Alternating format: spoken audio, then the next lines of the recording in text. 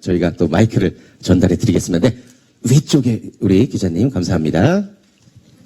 안녕하세요. 언플러그드 바바 김상현 기자라고 합니다. 저 하지원 씨께 질문 드리려고 하는데요. 한재인 캐릭터가 말씀하셨듯이 좀 엉뚱하고 사랑스럽고 또 정의롭기도 한 캐릭터인데 실제 하지원 씨 성격과도 비슷한 점들이 있으셨는지, 그리고 혹시 또 참고하신 캐릭터나 인물이 있으시면 말씀 부탁드립니다. 네. 사실은 저도 처음 해보는 그런 장르와 캐릭터여서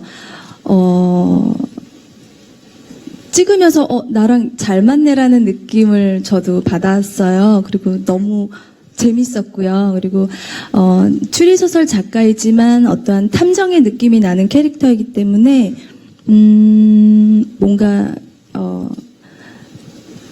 의상이나 소품 같은 거에 조금 더 많이 신경을 썼던 것 같아요. 그래서 약간 작가의 느낌을 주기 위해서 뭐 베레모 설정을 하고, 그 다음에 약간 탐정의 느낌을 주기 위해서 뭔가 셜록 홈즈나 그런, 그래서 설정했던 게 뭐 보면은 비공식 수사를 하기 위해서 위장술, 네. 숨기, 뭐 변장 이런 걸 하잖아요. 그래서 케이프를 설정을 했어요. 케이프. 감독님과 이제 이상. 얘기도 예, 많이 예. 하고요. 그래서 뭔가 봤을 때도 평범하지 않은 그런 작가의 느낌, 추리소설 작가의 느낌. 그래서 동대문, 뭐 이태원, 가로수길 뭐 직접 뛰어다니면서 의상도 다 구하고 뭐 제 옷도 입었고 주위에 케이프를 갖고 계신 분들에게 공수를 해서 제인이랑 어울리는 그런 케이프도 구하고 좀 공을 많이 들였던 것 같아요. 네. 연기적인 부분은 뭐 당연한 거고 그 외에 보여지는 어떤 컨셉이나 의상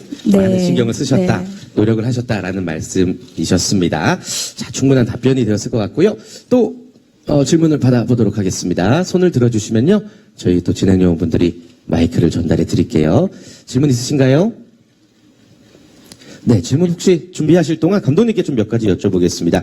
주인공들의 이제 직업이 전문직이죠. 추리소설가, 프로파일러, 좀 심상치 않은, 일상적이지는 않은 직업들인데 좀 특별히 참고하신 작품이나 어떤 레퍼런스가 있을까요? 그러니까 이제 지금 사회자분께서 하신 질문도 정혜균 선배님이 처음 시나리오 읽고 저한테 했던 질문이거든요. 정혜균 씨, 예. 영화의 톤 앤 매너를 이제 자기가 잡아야 되는데 이 시나리오가 심상치 않거든요. 그래서 레퍼런스가 뭐냐고 물어보길래 레퍼런스는 없었던 것 같아요. 이 영화에 레퍼런스는 없고 이게 우리가 이 영화를 레퍼런스를 만들어 가야 되는 거고. 근데 네. 만약 비슷하다고 하면 시실리 이키로 뭐 누가 도끼 부인과 결혼했나 뭐 이런 유의 그 외 영화인 여러 것 같아요. 이게 분들. 여러 가지. 네, 네. 예. 그래서 뭐 근데 연쇄살인마가 나오니까 관련된, 제가 이제 연쇄살인마를 인터뷰는 하기가 좀 쉽지 않잖아요. 네. 연쇄살인에 관련된 책들을 너무 많이 봤어요. 너무 많이 봤고. 근데 그걸 보다 보니까 제 영혼이 너무 황폐해지는 거예요. 왜냐면 계속 무섭고 잔인한 이야기들만 예. 듣게 되니까. 그래서 뭐 그런 거를 참고를 했고, 뭐 확실한 건 저는 샤머니즘에는 기대지 않았고, 제 스스로 판단해가지고. 예. 감독님이 오늘 하신 말씀이 아주 많이 있으실 것 같은 느낌. 알겠습니다. 천정명 씨께도 좀 추가적인 질문 드려보자면, 좀 굉장히 오랜만에 영화 컴백이시잖아요. 예, 그리고 이 극중 캐릭터가 실제로 이제 한 여자만을 바라보는 순수남이고, 어떤 본인과 록한 캐릭터의 어떤 싱크로율을 스스로 좀 생각해보자면 어떠세요? 저는 한 7, 80% 정도는. 어느 정도는? 예. 그런 유쾌하거나 좀 긍정적인 에너지를 갖고 있는 부분이 좀 많거든요. 저도 예. 제 자신이. 그래서 촬영하는 데 있어서 그러니까 좀 어두운 캐릭터였으면 좀 힘들었을 텐데 되게 밝게 되게 즐겁게 촬영했던 기억이 있어서 로카니 캐릭터가 저는 너무 좋아서 그냥 좀 어떻게 보면 뒤늦게 이 영화에 합류했지만은 바로 그냥 하겠다고. 예. 그냥 콜이 들어오자마자 바로 한다고 네. 했었거든요. 캐릭터가 또 쏙 마음에 드셨기 예, 때문에. 예. 알겠습니다. 오랜만에 컴백을 또 우리 팬들과 모든 관객들이 응원하도록 하겠습니다.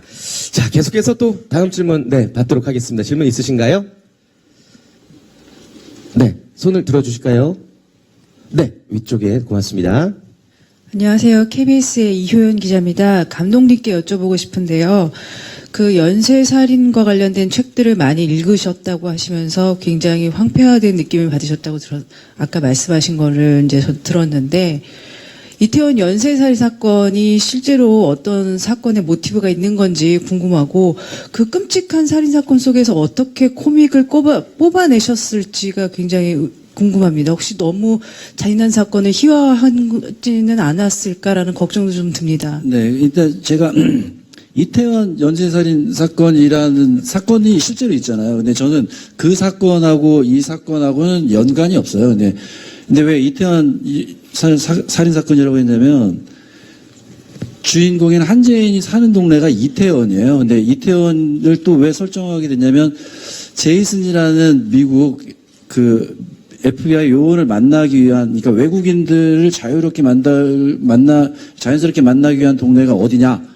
이태원. 그래서 이제 하지원 씨가 사는 동네가 이태원이 됐고, 이태원에서 연쇄살인 사건이 벌어진다라는 설정인 거고, 근데 이제 이거를 다 말씀드리면 이제 영화를 보는데 좀 약간 지장도 있으니까.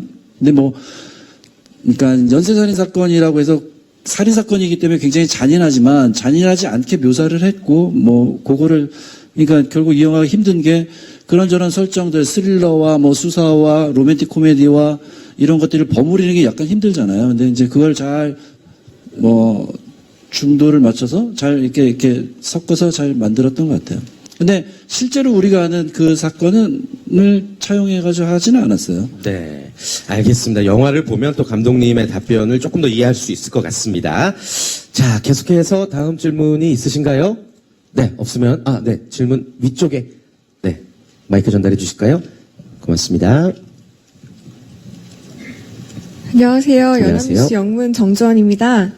감독님과 하지원 씨한테 질문 드리고 싶은데요.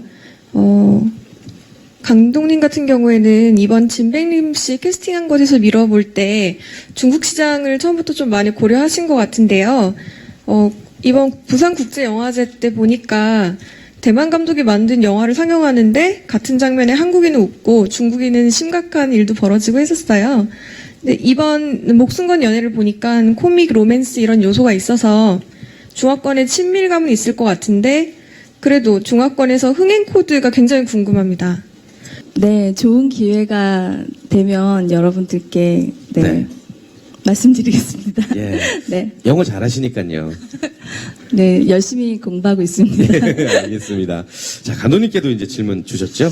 네. 예, 제가 이 영화 감독하기 전에 했던 영화가 마이웨이라는 영화인데 마이웨이. 이제 그 영화가 이제 판빙빙 씨, 오다기리조, 그다음에 장동건 씨 네. 이렇게 나오는 영화였는데요. 그때 그러니까 이제 저의 이제 어떻게 보면 이제 선배님이잖아요. 강재규 감독님이 저한테 했던 얘기가 한국 영화 시장이 포화 상태라는 거, 그러니까 파이가 더 이상 커질 수 없는 거고 자기한테 주어진 사명은 시장의 파이를 키우고 싶다라는 거예요. 그러니까 일본, 중국에서 우리가 좀 더 한국 영화를 넓게 소화할 수 있는 시장을 만들어 보고자 이 영화를 한다고 하더라고요. 마이웨이라는 영화를. 물론 이제 계획은 비전은 너무 좋았으나 이제 여러 가지 실패를 했잖아요. 이제 그 중에 하나가 우리가 한국 사람인데 중국인의 정서, 일본인의 정서를 잘 모르잖아요. 그러니까 어떻게 보면 한국 영화를 만들면서 무국적인 영화를 만들었을 수 있다라는 거죠. 이제 그런 시행착오가 있었고, 이제 그때서부터 이제 저희가 2009년부터 마이웨이 준비하면서 이제 중국, 일본 이렇게 왔다 갔다 하면서 미래는 이제 중국이랑 같이 영화를 해야지 우리 모두가 영화하는 모두가 다 좀 행복한 일들이 벌어지겠구나라고 생각을 하고 많이 준비를 했었고요. 근데 진백림 씨를 캐스팅한 거는 중국 시장에서 돈을 벌어야 되겠다, 잘 돼야 되겠다라는 거는 없다라는 건 거짓말이고 요만큼은 있었지만 그게 중요한 결정은 아니었고 진백림 씨라는 배우 자체가 갖고 있는 매력이 너무 좋았던 거고 그리고 이 영화가 한중합작 영화는 아닌데 그렇게 막 얘기되는 것도 사실은 좀 부담스럽고요. 이 영화는 그냥 한국 관객들을 위한 한국 영화예요.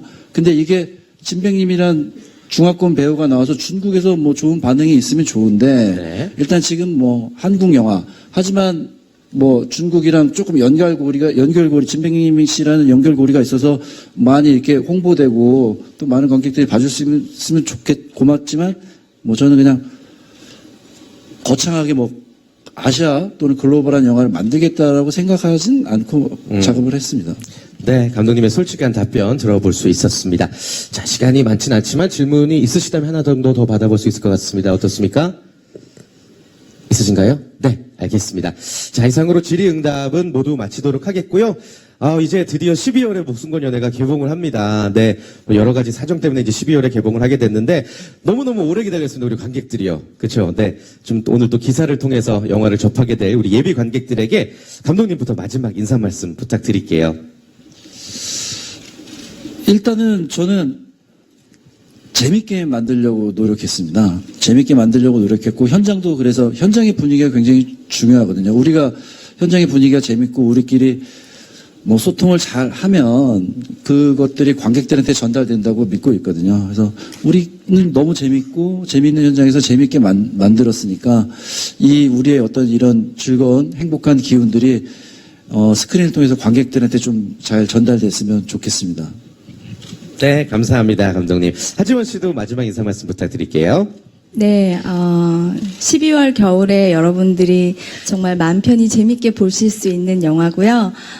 굉장히 코믹 수사극이에요. 저도 처음 해보는 장르의 캐릭터인데 여러분들 많이 기대해 주시고 많이 사랑해 주셨으면 좋겠습니다. 네, 감사합니다. 전정명 씨. 예, 열심히 촬영했고요. 정말 즐겁게 촬영했으니까 그 기운이 관객들에게도 전해졌으면 좋겠고 12월에 꼭 찾아뵙겠습니다. 네. 진백님 씨를 대신해서 제가 인사. 예. 셰셰. 감사합니다, 진백님 씨. 예. 세 분 잠시 뒤 포토타임 때 다시 모셔보도록 하겠습니다. 수고해주신 세 분께 큰 박수 부탁드립니다. 감사합니다. 고맙습니다.